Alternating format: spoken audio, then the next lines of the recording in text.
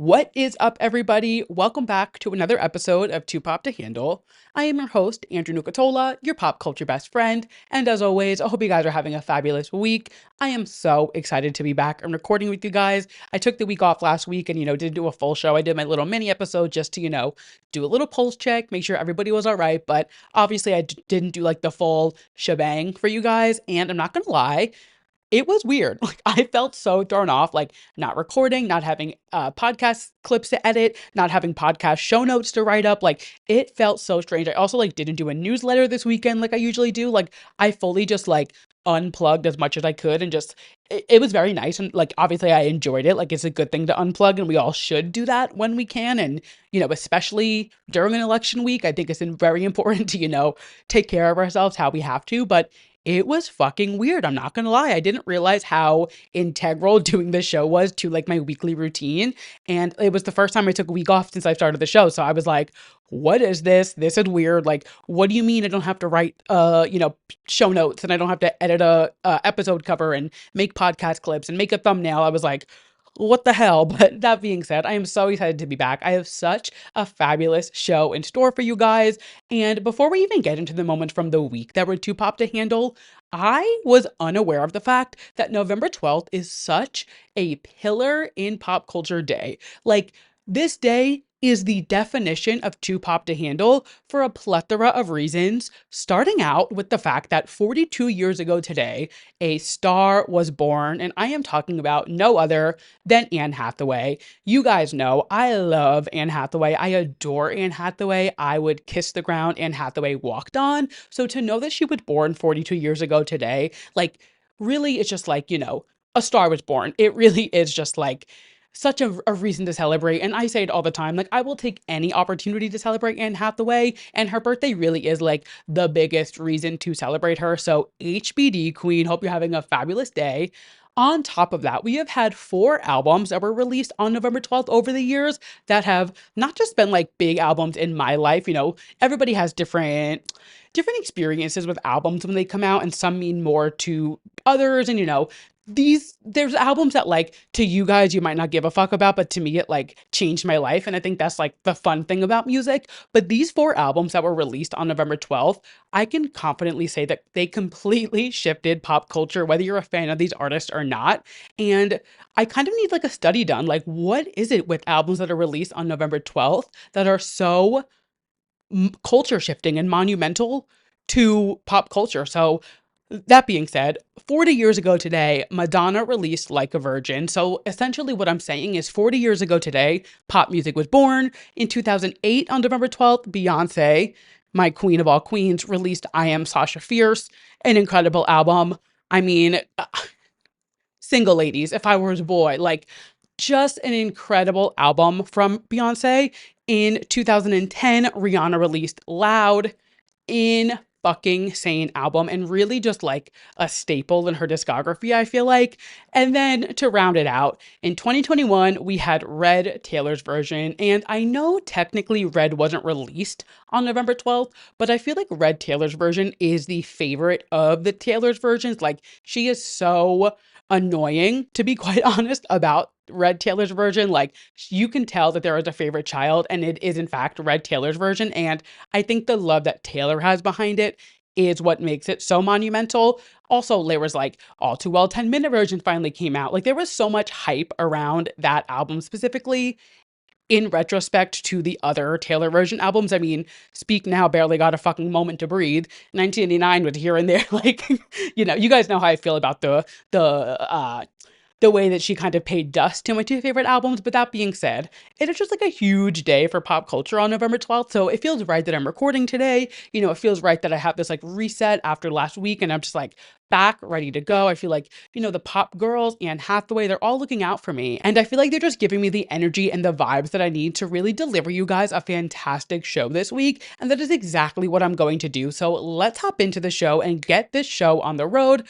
We're going to kick things off with our Drew releases. So no new music that we had last week, but we do have some very exciting releases coming out this week. We have an album and a single, an album from Flow. So it's called Access All Areas. I've been talking about their singles for so long. I feel like I saw them back in June. Like they've been dropping these singles for a while, and all of the singles have been fantastic. Now we're finally getting the full album, which I'm so excited about. So definitely going to be tuning into that. And I cannot stress enough, if you were into any of that like R&B, early 2000s girl group vibes, very like Destiny's Child, 3LW, you will eat this up. They are so good. Also, to note, Cynthia Erivo is featured on the intro of the album. I believe she's just like speaking on it, but she's obviously going to be like the woman of the hour, one of the women of the hour at least, because Wicked is literally going to be here next week, which we'll get into, but that's just crazy to say. But she is featured on the intro, so I'm very excited. It is a big week for Cynthia Erivo, so very excited for Flow's album to come out on Friday. And then we're also getting the lead single from Lil Nas X's new era. I believe it's called Dream Boy, from what I can gather from his teasers and like what he's saying. The single is called Light Again. Like I said, I think the album is called Dream Boy, but we're getting a new single from him. It's been a minute since we've gotten a single from him. He released like a few things on SoundCloud, I believe, and then he did like one single, I want to say earlier this year, maybe late last year. It wasn't tied to a project. It wasn't really part of like a bigger picture thing. It was just like a one-off single, and then he kind of like disappeared. But he is gearing up to kick off this new era. He put out like a really fun teaser. Like, one thing about Lil Nas X, like, he is going to deliver a killer visual, and I am so excited to see what is in store for this new era. So we will chat about both of those releases next week, but that is all we have on the docket for our music releases.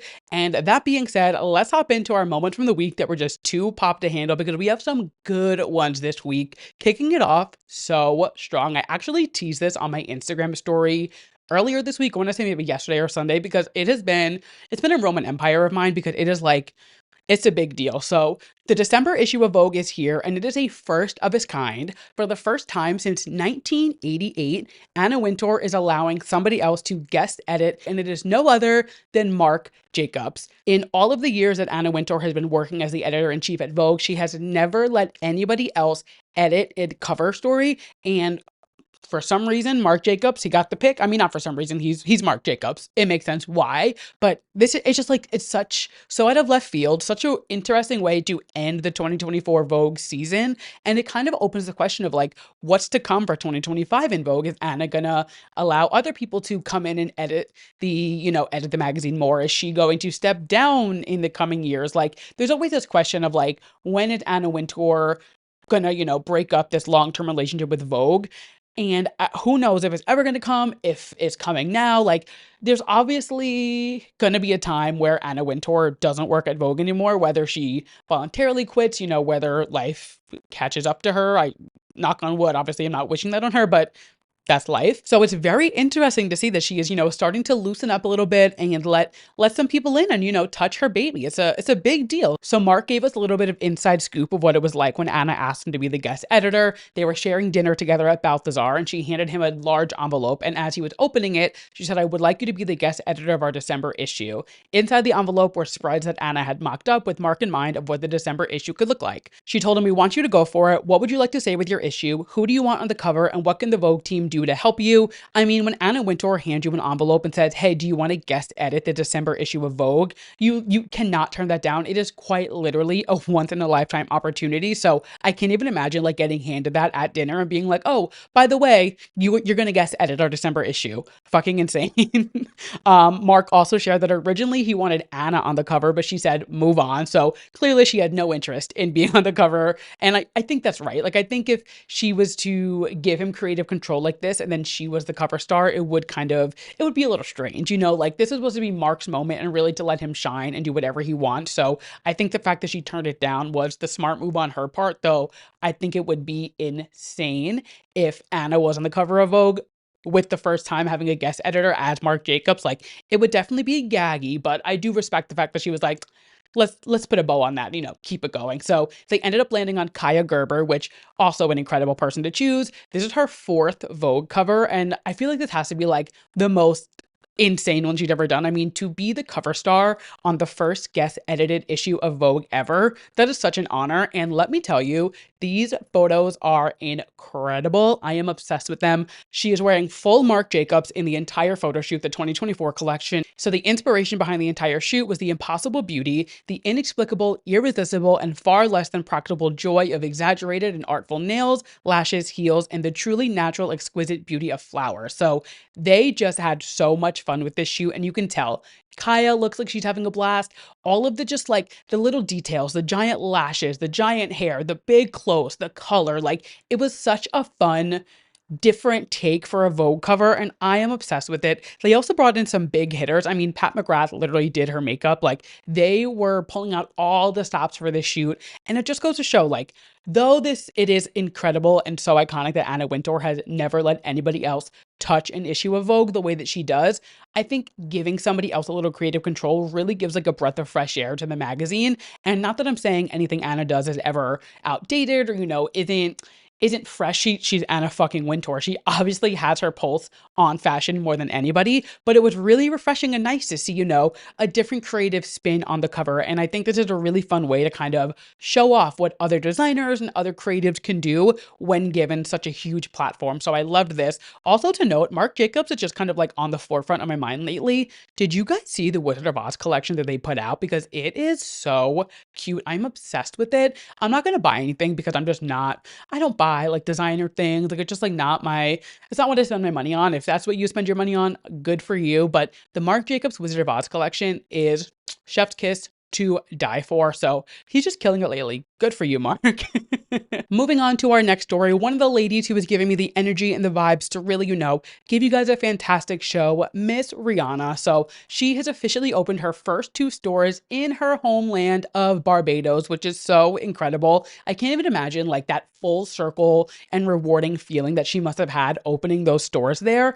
Fenty is her baby, and knowing how much she loves Fenty and how much she'd really put like her all into all of these collections and everything that kind of comes with it, I can't even imagine that experience. But she also did open up a little bit about, where she's at with her career and music wise.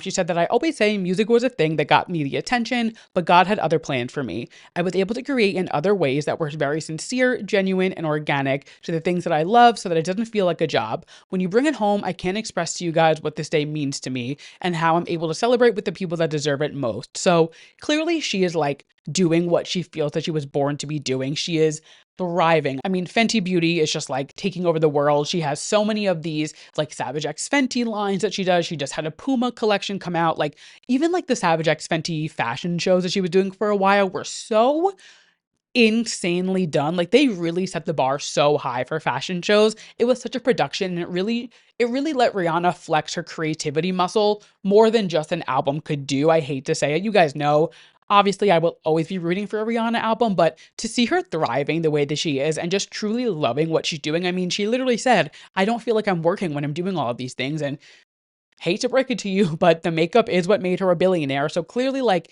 the makeup line is where the money is, and like she's thriving. She's doing so well with it that it's so clear to me that like I'm sure eventually we'll get an album from her, but it is nowhere near on the horizon. I think she's very content with the discography that she's put out. And like looking at her discography is fucking incredible. I mean, like, even if she never gives us another album again, she has given us such a strong discography that like obviously like I would love a new album, but like I feel like I could be content with not getting a new album from her because of the fact that like everything she's released is so strong and so incredible, and seeing her thrive and like be a mom, she loves those 2 kids so much. She loves doing her Fenty Beauty. She loves doing all the clothing lines. Like she is so in her element doing these things. And like I said, I can't even imagine how incredible and how rewarding it must have been to go back to Barbados where she was raised, where she was born, like really just like that it doesn't get more full circle than that. So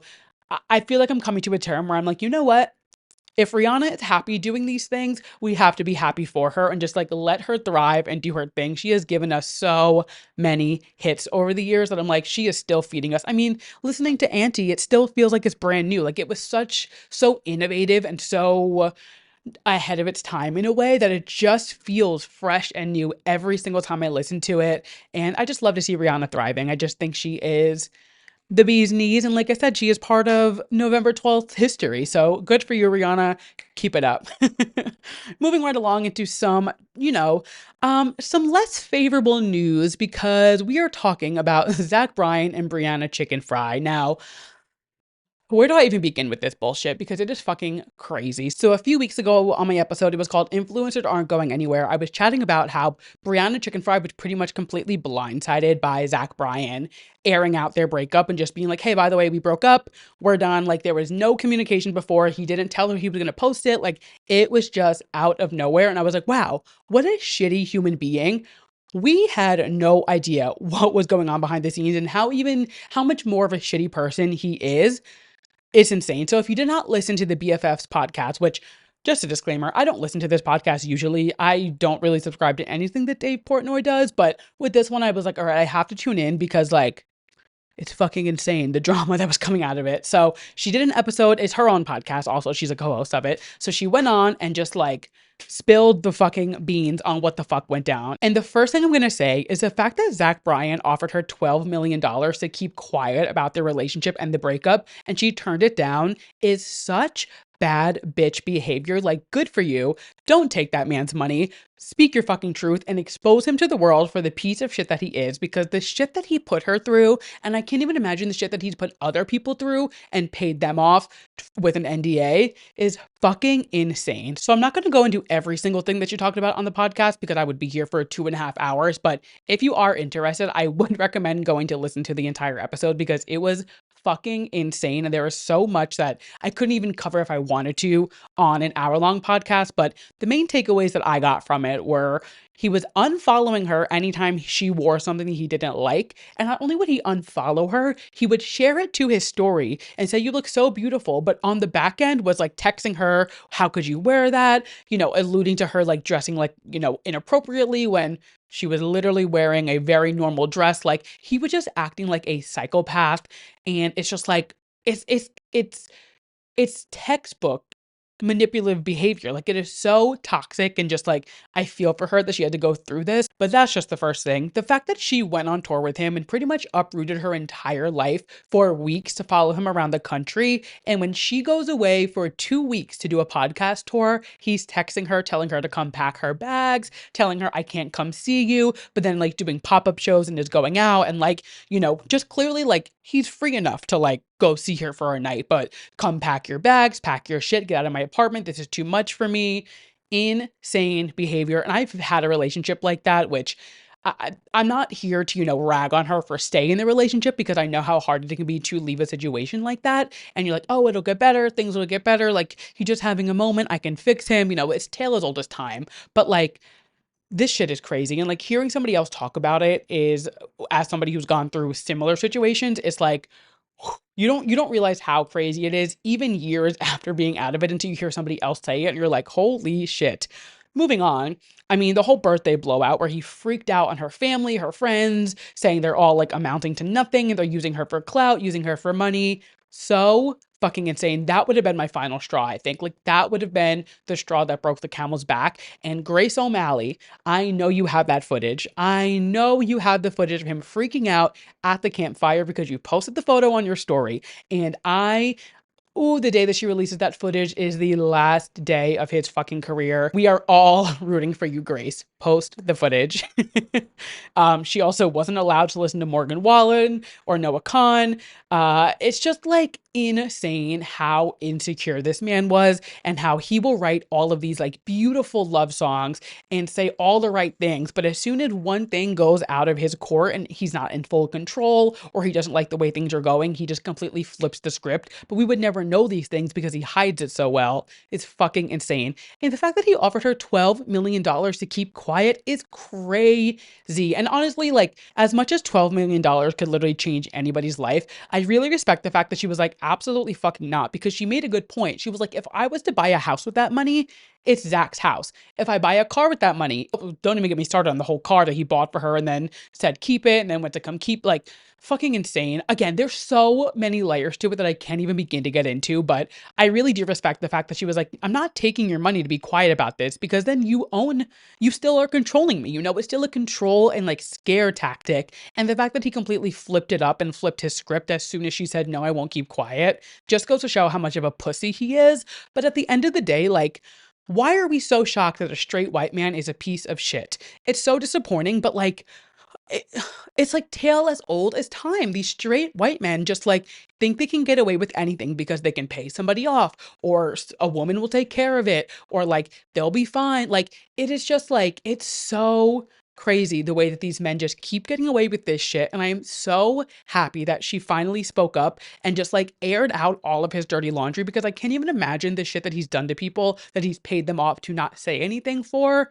Just insane. If you want like the full story, go listen to that podcast episode because it was fucking crazy. And like I said, I cannot even scrape the surface of what else went down on this episode, but like it's fucking wild. And while we're on the topic of men, People's Sexiest Man Alive is getting announced tonight at midnight on the Stephen Colbert Show. So by the time this episode is out, it will already be announced. So there's the obvious contenders. I'm almost positive it's going to be Glenn Powell. There's like a lot of reasons why it would be. There was like the teaser they put out. It was like very, very Glenn Powell coded. Like there's just like a lot of signs pointing to him, but we will see. Who knows? I mean, people are gunning for Pedro Pascal. People are saying Paul Mescal. There's like a lot of people that it could be, but they are ruffling the feathers and really just like diving into rage bait this week. And it's kind of hilarious to watch everybody freak the fuck out. So they've been doing like a countdown to the Sexiest Man Alive, and they lit people up in flames this week. So on Monday, they announced that Benny Blanco is one of their sexiest men alive. Not the sexiest man alive, but one of the sexiest men alive, which is just a bold-faced lie. I'm just going to say it point blank. Like we know Benny Blanco is not the sexiest man alive, but they sure did a great job at rage baiting people into believing that that was their pick for the year. And you know, like if you're Selena Gomez, sure, maybe that is the sexiest man alive, but that is one person. I need everybody to use their brains and like, if you just click on the article, if you click on the People website, like you can tell that he was not named the sexiest man alive.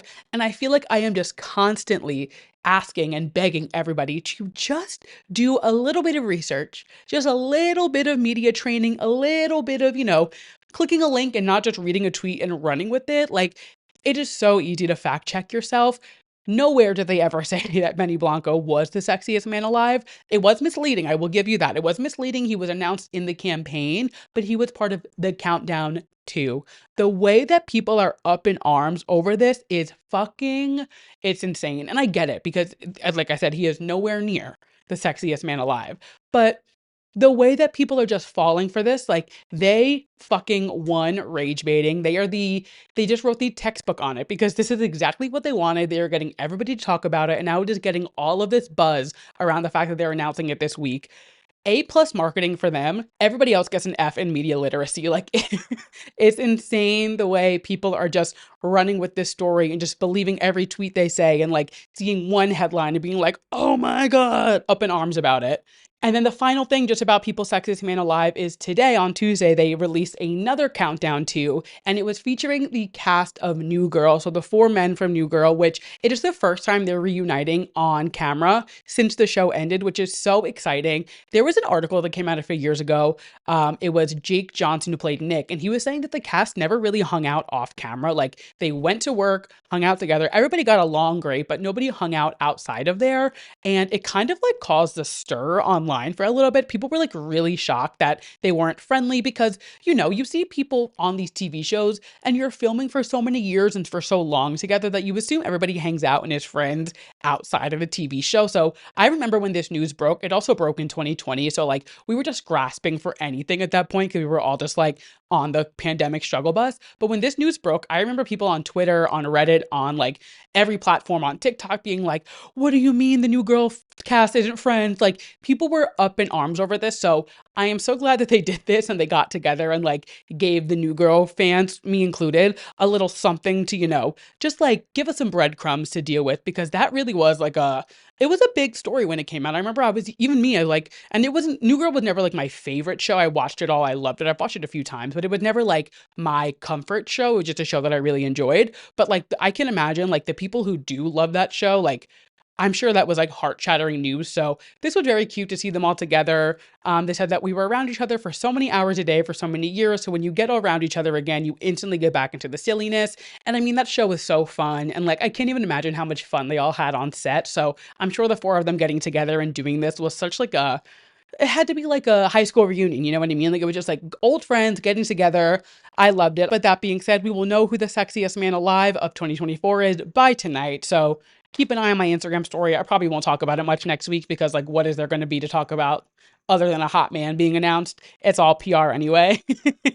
That being said, we have one more moment from the week that was just too pop to handle that we're going to dive into before we hop into the main points of the show, and that is Miss Keke Palmer. I just love this bitch so much, and she is opening up on some drama behind the scenes of Scream Queen. So her memoir comes out next week. It's called Master of Me, The Secret of Controlling Your Narrative, and that is exactly what she is doing. So she sat down with the LA Times and gave us a little look into what to expect from, her memoir and like what she shares in it. And she opened up about her time filming on Scream Queens, which is obviously a Ryan Murphy show. She says that there was one day where she took off of work and she was like, I can't film on this day. I have other things to do. I mean, nobody works harder than Keke Palmer. She has literally been working like a fucking horse since she was a teenager on Nickelodeon. And she has just like built this empire. I mean, she has podcasts, she has like digital shows, she does hosting, she's a mom now. Like, she has so much going on, and like in her life, she's in acting. I'm pretty sure she produces things. Like, she has so much going on. And especially back when she was doing Scream Queens, I feel like she was really trying to transition out of child star into adult star. So she was really, I feel like, trying to get her feet wet and just like stand on some solid ground of like what she wanted to do. So she did what you had to do. She put in her PTO, if you will, and said, hey, I can't work this day. And then it ended up being that they needed her to film that day. And when they told her she had to come to set, she was like, no, I took off. I have things to do. I have other things happening. And she stood her ground. And Ryan Murphy called her unprofessional, which, like, I feel like with Ryan Murphy, if you aren't on his good side, you are dead to him. Like, as soon as you wrong him, you are out of any project in the future with him. Like, if you are not his best friend, he doesn't recast you in anything. And I mean, we see it with Emma Roberts, we see it with Sarah Paulson, and like, that's no shade to the two of them, but like, it is very evident that he plays favorites. And I'm sure anybody who ever like doesn't work with his schedule, like anyone who doesn't ask how high when he tells them to jump, like, he just is like, nope, not working with them again. But I thought it was very interesting to get a little insight of what it's like to work behind the scenes with Ryan Murphy, because I feel like we don't really hear about it much. Like, we don't get too much info about what goes on BTS with his projects.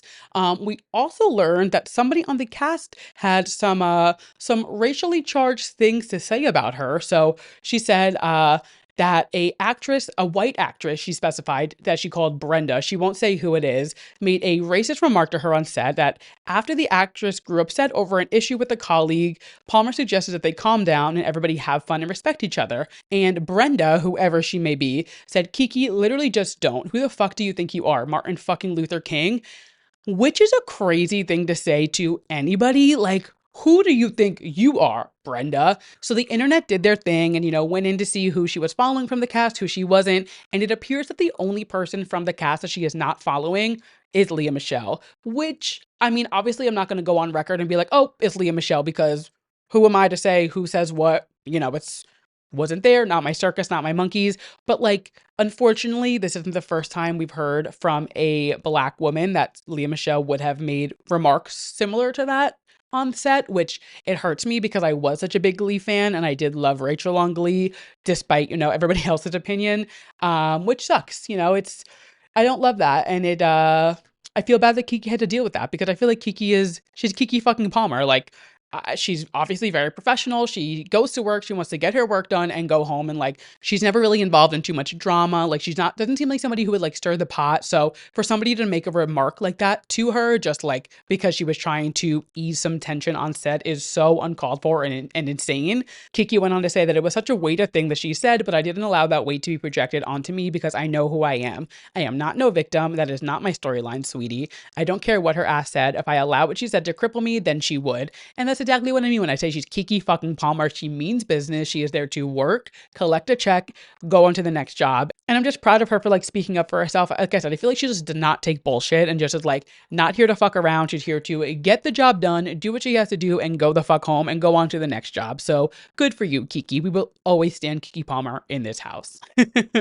And moving right along into the main topics of the show, first things first, we are talking about the Grammy nominations, because holy shit, is there a lot to unpack here. So we're going to go through how many nominations all of the main girls, all of my main girls at least, got. dot. We're going to go through the big four categories, and then we have some shout outs and we have some snubs that we're going to talk about. So let's just start at the top. Beyonce came in with the most nominations of the year with 11. Sabrina Carpenter came in with 8. Charlie XCX and Billie Eilish were tied with 7. And then Taylor Swift and Chaperone were both tied with 6.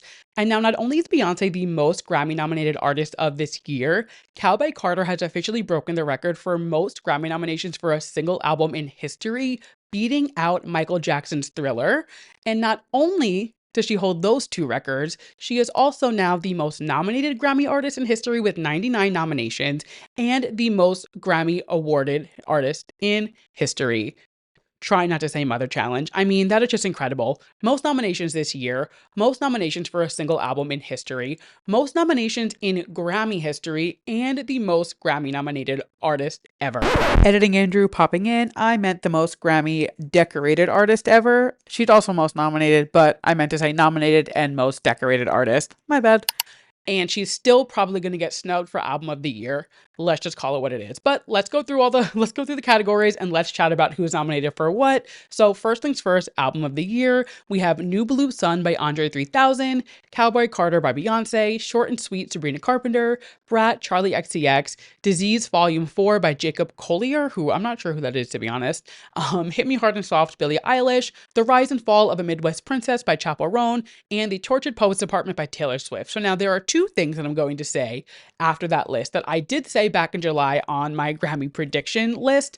It would be a crime to not nominate Ariana Grande for Eternal Sunshine for Album of the Year, and somebody call the police, because the fact that Ariana Grande is not nominated in this category or any of the song, album, or record of the year is fucking criminal, but we'll get into that in just a little bit. What I'm also going to say is, I said this back in July and I stick by it. I don't think Tortured Poets Department deserves to win Album of the Year this year. Do not sue me. Do not come for me. I just think looking at Brat, looking at The Rise and Fall of the Midwest Princess, looking at Cowboy Carter, looking at Short and Sweet, I just think those albums had more of an impact on culture this year. And I think where people are leaning towards Taylor winning Album of the Year is because Taylor Swift as a being was so monumental this year, which I'm not going to, you guys know I love Taylor. I am not going to discredit what she's done this last year, especially like with the Eras tour with Travis, but I think she would have made that impact with or without Tortured Poets Department. I think she was already kind of the moment before the album came out. So I don't know if the album itself is necessarily Album of the Year. I would love to see Cowboy Carter win Album of the Year this year. Like, I just think that would be so incredible. But what sucks is people are now going to attribute her winning to Jay-Z throwing his hissy fit last year. So it was like a woman is, suffering the consequences of a man's actions once again. But I do think, especially with the recent election news and like the message behind Cowboy Carter and the way that it was such a moment for Beyonce in her career and her really being so vocal and making such a message and sending such a statement to the community, I think it would be such an incredible album for her to finally win Album of the Year on.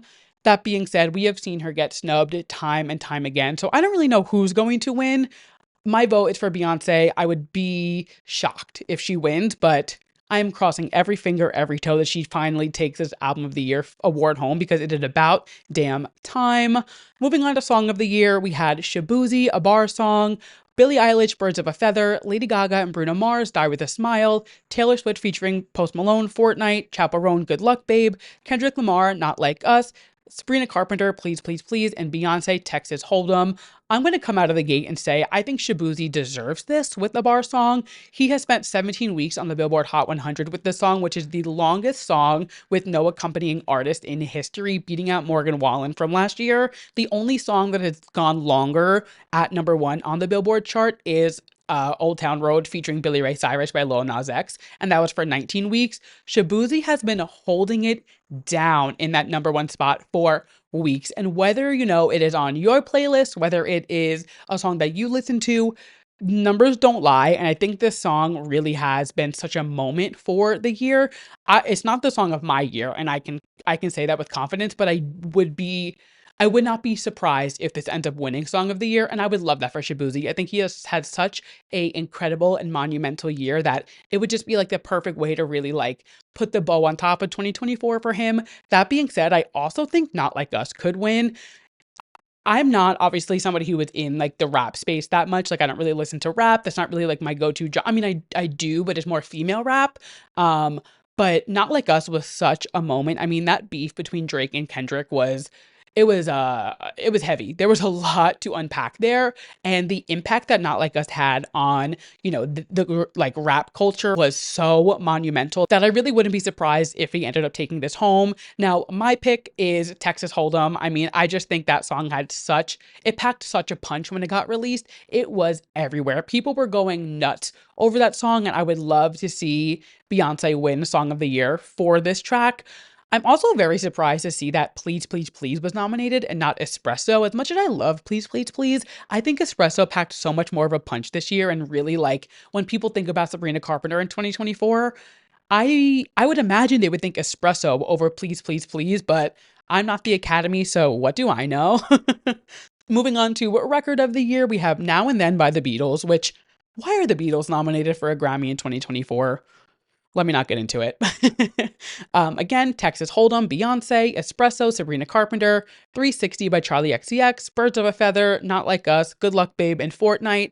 I'm not even going to sit here and try to justify any other song.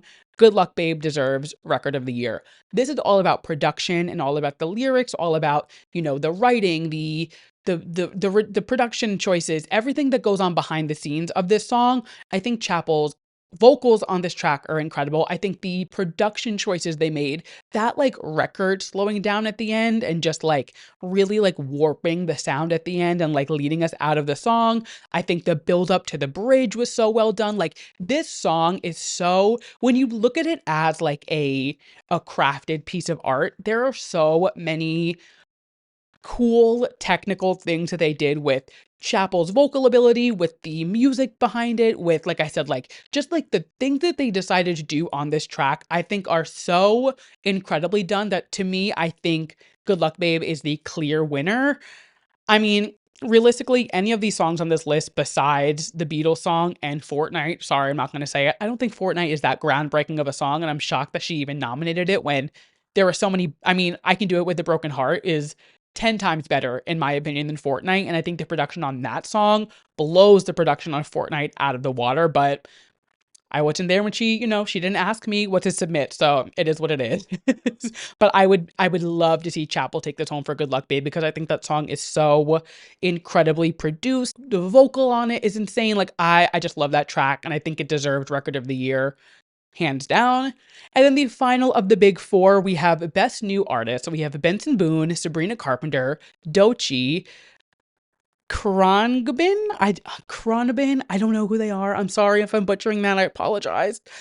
We have Ray, Chappell Roan, Shabuzi, and Teddy Swim. So if you're following along, you know that now Sabrina Carpenter and Chappell Roan have been nominated in all of the big four categories, which is so incredible. And I just think that is like such an accomplishment. There's not many artists who have been nominated in the big four. And I think after the year that they had, they absolutely deserve it. That being said, I kind of am gunning for Doechii to win Best New Artist. That might be a hot take, and like I mean, she's here for a reason, so clearly she has what it takes to be nominated. I would love to see her win. We have some other news about Doechii in just a little bit, Grammy related, but I just think she has had such an incredible year, and like the way that she has skyrocketed. This new album is incredible. I think she is so talented. She's really in her own lane and like doing her own thing. Her sound is unique. She has such a good flow when she raps, and I just think she's so talented. But those are our big four. And now, like I said, we have some shout outs to chat about. So I already talked about the fact that Beyonce has 11 nominations. She's the most artist in history, album with history, the whole thing. But I also have to give a little shout out the fact that Beyonce and Miley are nominated for Two Most Wanted for Best Country Duo Performance. Two Most Wanted, it's gotta be my favorite duet that came out this year. If you were listening when Cowboy Carter came out, you know how monumental that was for me. I mean, Beyonce and Miley are like my two two of my favorite artists of all time. And when that song came out, the way that my phone blew up, I've never in my life had my phone blow up the way that it did when that song was announced, because everybody was like, holy shit, this is like, this has Andrew written all over it. And let alone them being two of my favorite artists of all time. That song is so beautiful and just so incredible. If they win the Grammy, if Beyonce and Miley end up on the Grammy stage together, I am going to I'm going to explode. Like, it is going to be too much for me to handle. It will be the definition of too pop to handle, and I will need somebody to call an ambulance for me, because it's gonna be a shift. Now, we will see if Miley shows up for the Grammy. She doesn't love to usually show up to these things, but I think the fact that she's nominated with Beyonce, I think this is a big one for her to show up to, and I do think they kind of would have that in the bag. That being said, we will see, but I would love to see Miley and Beyonce win a Grammy together. I would literally pass away. Like I said, we had some things to chat about with Doechii. She is the most nominated female rapper of this year, which so well deserved. So like I said, Best New Artist, which I am hoping she wins. She is also nominated for Best Rap Album, Best Rap Performance for Nissan Altima, and Best Remix Recording for her remix of Alter Ego. I need her to win at least one of these. I really am hoping she takes home Best New Artist, because she deserves it. If you have not listened to her album, it is so good. It is in heavy rotation in my Apple Music. Like, it is incredible. If you're into rap, if you like a female rapper, I cannot recommend listening to Doechii's new album enough. It is so good. So I would love to see her take home any of these awards, if not all of them, honestly. Somebody else we need to just shout out really quick is Ray. I don't listen to her too often. I know some of her songs, like her bigger songs, but she is just so talented. And like I said, she is nominated for Best New Artist, but she also got nominated for Songwriter Non-Classical and Engineered Album Non-Classical. So I would love to see her win at least one of these. I think she is so talented, and she's having this like slow burn and come up. Like, she's been writing and singing and performing for so long. So to see her finally getting her flowers and finally get recognized by the Academy is so exciting. And her video of her finding out she was nominated was just so sweet. I will never get tired of watching people find out they're nominated for their first Grammy. It's something that I can't even imagine how that feels. So I would love to see Ray take something home. Casey Musgraves was also nominated for Best Country Album, Best Country Song, and Best Country Solo Performance. So would love to see her take something home in one of those categories. I love Deeper Well. I think it is such an incredible album, and I would really love to see her get some type of flower for it. And then we also had some exciting people nominated in the dance pop recording category. We had Madison Beer with Make You Mine, Charlie XCX Von Dutch, Billie Eilish with the L'amour de ma vie over now extended edit, Ariana Grande, Yes and Troye Sivan, Got Me Started. This is Troy's second Grammy nomination, and I will never get tired of watching him get nominated for a Grammy. Do I think he's going to win this? I don't know. Honestly, I'm not sure. I do think Charlie is going to take this. I think Charlie's going to get a lot of the 7 that she was nominated for. I do think I could see her taking this home. I just think, especially with like the impact that Brad have, I do think this is kind of in her lane.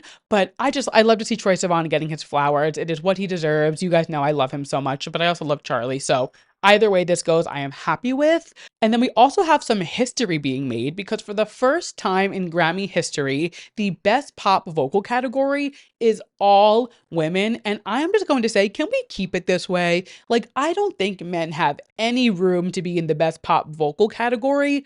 Let's keep this like limited to just women, because it is what I want to see. We have Short and Sweet Sabrina Carpenter, Hit Me Hard and Soft Billie Eilish, Eternal Sunshine Ariana Grande, Rise and Fall of a Midwest Princess Chappell Roan, and Tortured Poets Apartment Taylor Swift. Now, like I said, Ariana Grande was snubbed this year, and we'll get into that in just a moment, but I am hoping that she wins Best Pop Vocal Album, because Eternal Sunshine deserves at least one Grammy as a full-bodied project. And if they do not give this album a Grammy, I am going to show up at the Academy's door with a pitchfork.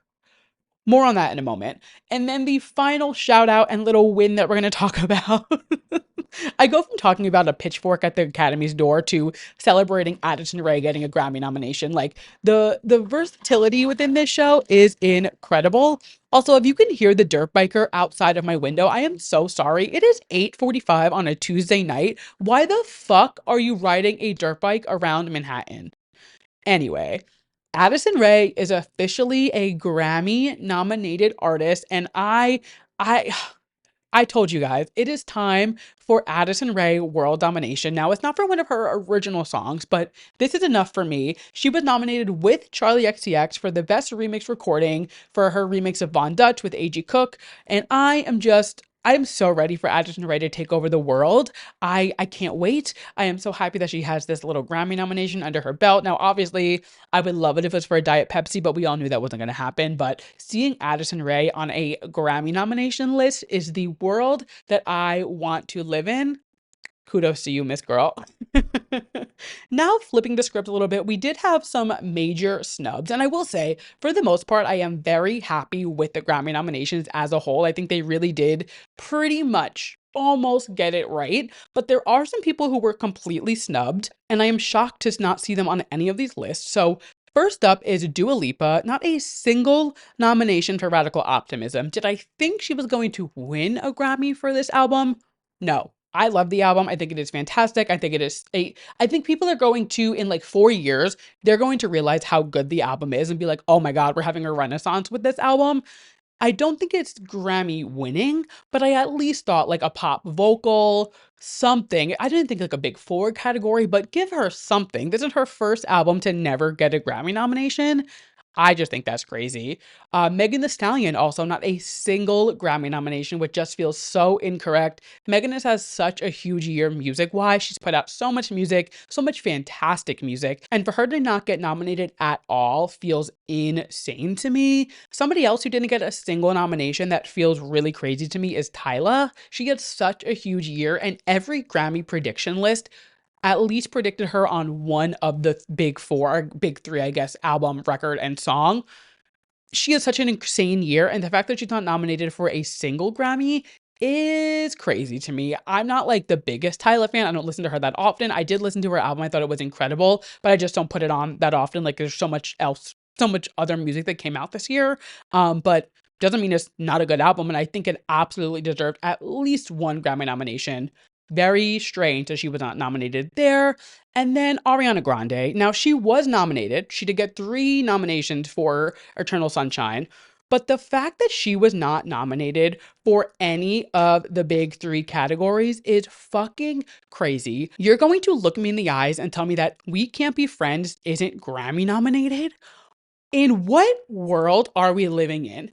We Can't Be Friends is the best song that was released this entire year. And the fact that it is going without a single Grammy nomination is fucking crazy to me. Now, I will say Ariana was nominated for Best Pop Vocal Album, Best Dance Pop with Yes and Best Pop Duo with The Boy Is Mine. But the fact that We Can't Be Friends didn't get a single nomination, I'm going to lose sleep over that. Like, that offends me to such a higher power. And I will never forgive the Academy for snubbing Ariana the way that they did with this year's Grammys. But that being said, we're going to flip the script and talk about somewhere that Ariana Grande has been getting the absolute opposite of a snub, and that is the Wicked press tour, because holy shit. Wicked comes out next Friday, the 22nd.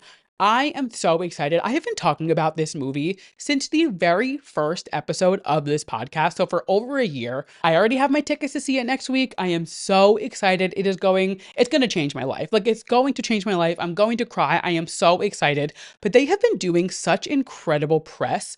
I mean, Ariana was on Las Culturistas last week and it was incredible. They did an Xfinity advertisement today that literally, like, whoever put that Xfinity Wicked advertisement together, whoever was in charge of that, I hope they get a raise. Like, they plucked every single heartstring I have in my heart, and I've never felt such emotion over an ad in my life. If you didn't see it, it was pretty much following a young Ariana Grande and a young Cynthia Erivo, and it was just showing their career path and like everything they've done to kind of get them to where they are now, and how Wicked has always kind of been a part of their lives. And now to see them starring in this movie and knowing how important and personal these roles are for the two of them, like that ad was, oh my God. Oh my God. It was incredible. I cried watching it. It was fucking incredible. And then speaking of other things that made me tear up and cry, somebody leaked the opening credits of the Wicked movie. And in the opening credit of Wicked, they write out Wicked Part 1 in the same font as the title sequence from The Wizard of Oz. And just the attention to detail and the homage that they are paying to the 1939 film is so important to me. I've talked about it on the show before. The Wizard of Oz is really like my first dive into pop culture. It really is like I accredit it to so much of who I am today. I mean, if you're watching the video, I have Dorothy on my wall behind me. I have a Wizard of Oz tattoo. Like it has been something that has been so important to me my entire life. So to see now Wicked, which is also very important to me because of the whole Oz of it all, to see them tying in that film to this now and really like paying attention to such close detail to it is so uh it's just I can't even talk about it. It is incredible. I am so excited. But that being said, we're going to dive into the premieres that they have been having for the Wicked movie. They have been nothing short of incredible. They are taking this press tour to such a new level. I can't even handle it. So the first premiere that they had was in Sydney, and it was a Munchkinland theme. So something that they're doing is every single premiere, they're doing 5 premieres, Sydney, LA, Mexico City, New York, and London. Every single city has a different theme, which it appears that everybody is, dressing to that theme. And it is just like, the attention to detail is incredible. So every single premiere is a journey through Oz. So every city is a different part of Oz. So like I said, Sydney is Munchkinland, LA is Shiz, Mexico City was the Enchanted Forest, New York is the Oz Dust Ballroom, and London is the Emerald City. So like I said, Sydney was Munchkinland themed. Ariana showed up wearing a pink Vivienne Westwood gown that was like a modern take on Billy Burke's Glinda dress of when she lands in Munchkinland. It was stunning. The details on it, there was like silver embellishments all over it. It literally just looked like a up-to-date modern version of the Glinda dress from the 1939 movie. Incredible. And then Cynthia was wearing a custom black Louis Vuitton gown. It had these like gorgeous structured hips. It was basically giving Wicked Witch of the West if she served cunt. Like it was so stunning. It looked so good. And again, the attention to detail that they are giving to these themes and these outfits is so incredible. And if you're not an Oz fan, like maybe you're not picking up on it, but to somebody who loves Oz as much as I do, these are so important to me, and it just gets better. The next premiere that we had was LA, and the theme was Shiz University. Ariana wore a custom Tom Brown pink gingham dress with silver slippers. So the pink gingham is the perfect way to tie in Dorothy and Glinda, because gingham is obviously the pattern that Dorothy wears throughout the entire movie in the 1939 film. And obviously she's Glinda. So tying in the pink to it is such a perfect way to just pay homage to the movie while still staying on trend with Glinda. And then wearing the silver shoes. If you don't know, in the original Oz books, they're not ruby red slippers, they're silver slippers. And the fact that she just stayed true to the original source material, oh, it is incredible. It is so good. And I'm eating it up. And Cynthia showed up wearing a green Louis Vuitton dress with a matching, like, furry, fluffy coat. It was gorgeous. I loved it. I love green on Cynthia. I think she looks so stunning. I think with her skin tone and just like the way that the green pops on her, it is gorgeous. So obviously with Shiz University, it is very true to Glinda and Elphaba, the pink and the green, because that is where they meet and it's kind of where the story begins. So I love that they kind of stuck to their classic Wicked colors. And then in Mexico City, which was last night, it was the Enchanted Forest. Ariana wore a custom iridescent Versace dress. It was very much giving a bubble, like very much Glinda vibes. This dress was one of the most stunning dresses I have ever seen in my entire life. It was gorgeous. Every angle she took a photo from, it was perfect. It was stunning. It fit her like a glove. I mean, it was custom, it better. It is gorgeous. I have not stopped thinking about it. Ugh, it was fucking incredible. And again, just giving that like iridescent Glinda vibe, like just stunning. And then Cynthia Erivo, the woman that you are, that black sequin Tom Brown dress with the witch hands coming out of the shoulders.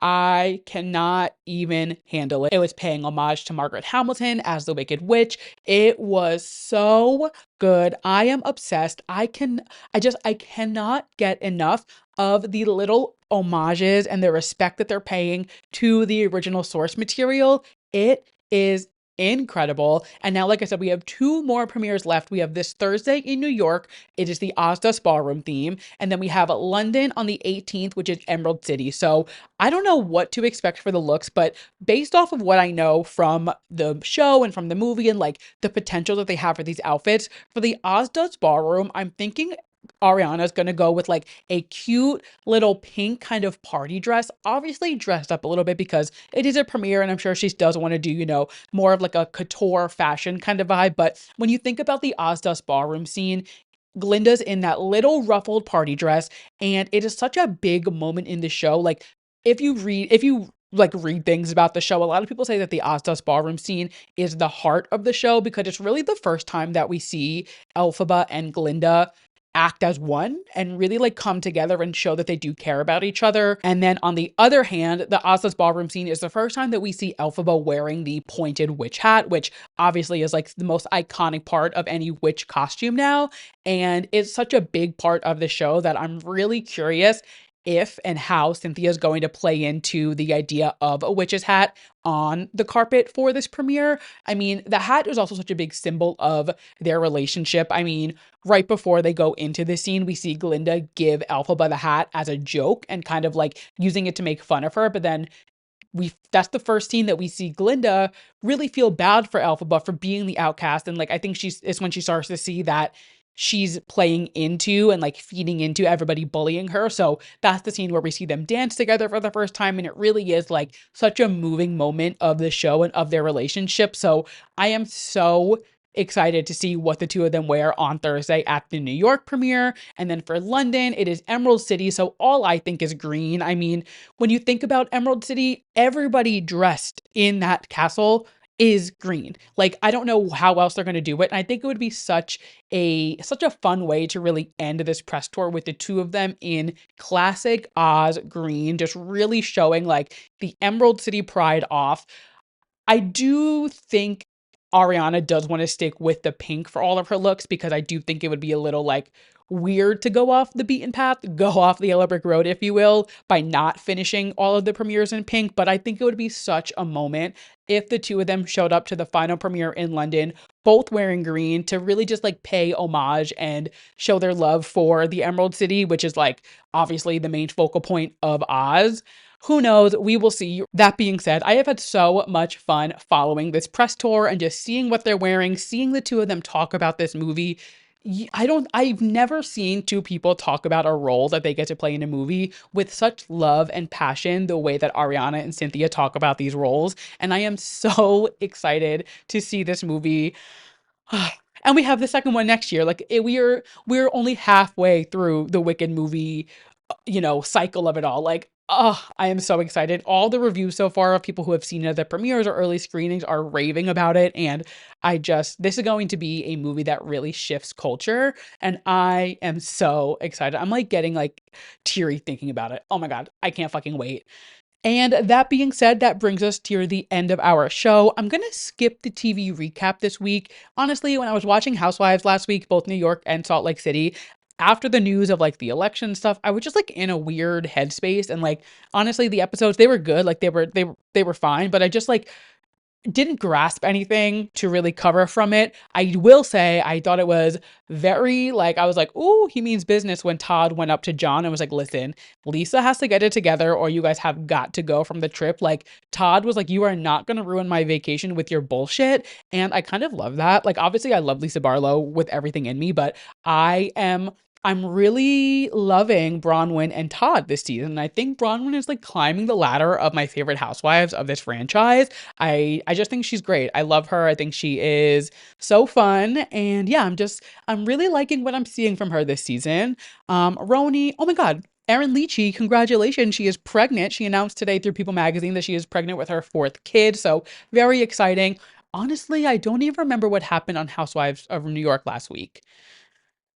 Literally nothing's coming to mind. So that's that. We'll get back to TV recaps next week. So we're going to skip it this week. I apologize. I've already been talking for so long. So we're going to go right into our yes and our mess of the week. My yes being something I am loving, and my mess being something I am not loving. And my yes, I cannot talk about the Wicked press tour and the Wicked movie in general without giving a shout out to the man himself, Jonathan Bailey.